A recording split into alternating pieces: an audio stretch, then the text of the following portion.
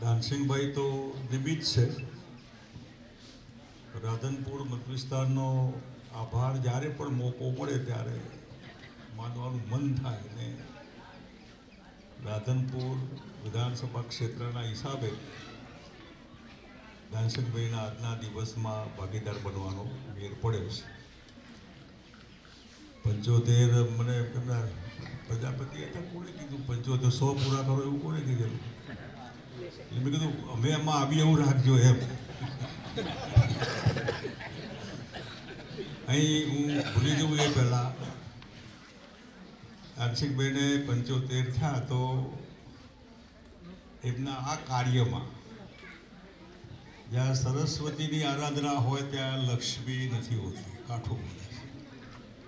એટલે એમને જ્યારે પણ એવું લાગે, રાધનપુરમાં પણ કંઈ કરી શકે છે, ચાલુ રાધનપુર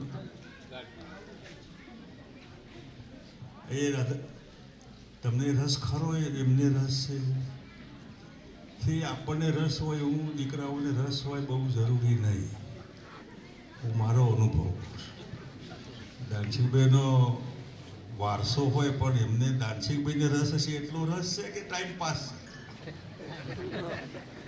બધાને વચમાં કહેજો એટલે ખબર પડે, કોઈ મને ફરિયાદ કરે તો.